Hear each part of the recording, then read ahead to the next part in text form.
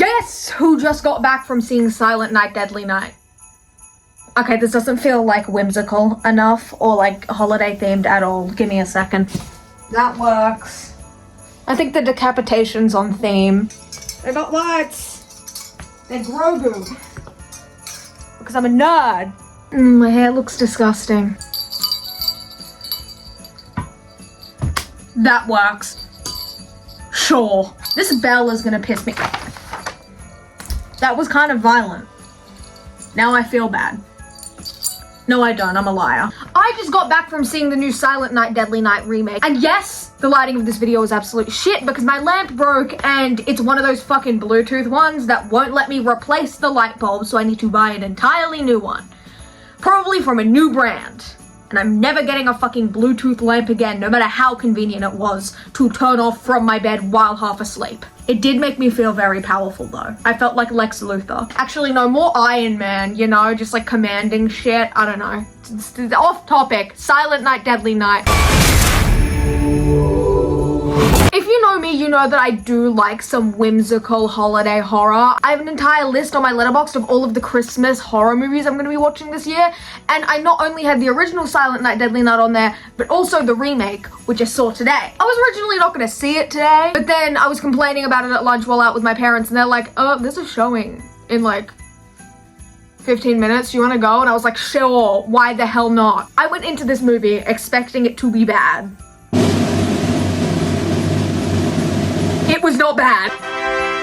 I know you were probably expecting me to say it was bad because it's a horror remake of a cult classic of a movie that is already objectively bad, but it's actually a really fun time. It's not like objectively the best movie of the year, but I had a fun time with it and it was entertaining, and that's really all I care about. All of the kills were really interesting. There were title cards for each one. I'm not gonna really detail any kills that haven't been like, you know, advertised, but the Nazi kills, 10 out of 10. I'm gonna try and avoid spoilers as much as I can within this video, but the Nazi murder, that was already announced like a week ago. If you like seeing Nazis get murdered, this is a 100% recommend. There is an entire Nazi slaughterhouse. Also, I think they might have just given us one of the best horror couples since Chucky and Tiffany. And they're just as unhealthy as Chucky and Tiffany. I mean, I don't think you can be a couple in a horror movie and not be unhealthy. I don't think I've ever seen a horror movie where there's been a healthy romantic relationship. If you know me, you also know that I am not the biggest fan of Halloween Ends. And the leading man playing Billy in this movie is Rowan Campbell. I'm praying I'm pronouncing his first name right. I tried to Google it. It was Indian pronunciations. I didn't know if that was correct. It was Rowan. Don't fucking ask me. I'm just gonna blame my accent at the end of the day. That's what I did in my Strangers with Candy video after I called Jellyneck Geoffrey for the 15th time because I can't pronounce Geoffrey. I don't know how to say it. He was great as Billy. I've always said, even though I didn't like Halloween Ends, that he was one of the strongest actors in that entire cast. I think this version of Billy I like a lot more as a character than I like the original Billy, because a lot of the original Billy was just kind of like murder. I'm not saying that like there's more to murder than this movie, but there's like a little bit more to murder than this movie. It was quite a whimsical, fun time. That's the only way I can really describe it. And Rowan Campbell did an amazing job as Billy. It's not a carbon copy of the original. Obviously, there's been a lot of changes because the original was not objectively the best movie, but it is a very fun watch. Just as this is a very fun watch, but it is better of a movie, if you get what I mean. All of the kills in this were so fun and entertaining. None of them really felt very repetitive, but I also did like how they kind of added a few more elements to the backstory than the original. Also,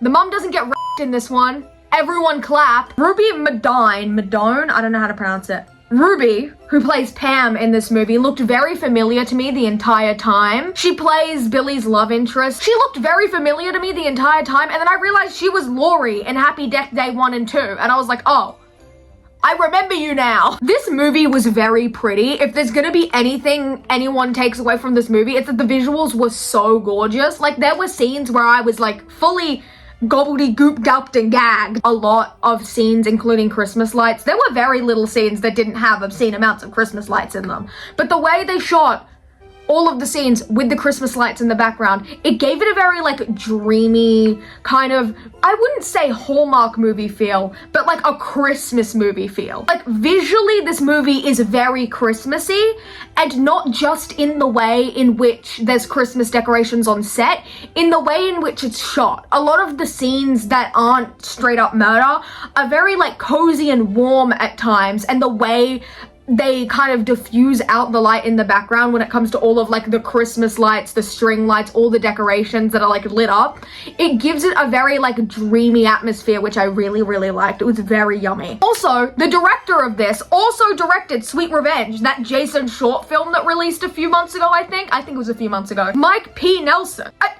I didn't even know that going into this. If you know me, you also know that I loved that short film. I didn't put a review of it on this channel, but I have spoken about it on my TikTok. So yeah, in short, this was a very, very fun time, and I would very highly suggest going and seeing this before Christmas, or if you can't get there before Christmas, just go see it as soon as you can. Not even just because I think the movie's good, but also because I just want more people to go to the movie. We were the only people in the cinema seeing this, which was fun because I didn't have to worry about my mother's commentary disturbing anyone, but also it did make me a little sad because why aren't more people seeing Silent Night Deadly Night? Go see Silent Night Deadly Night. It's fun, it's whimsical, it's silly, it doesn't take itself too seriously. When I say it's silly, don't take that as me saying that it's going like full horror comedy. It does not go in that territory, but like you can tell that this movie knows what it is.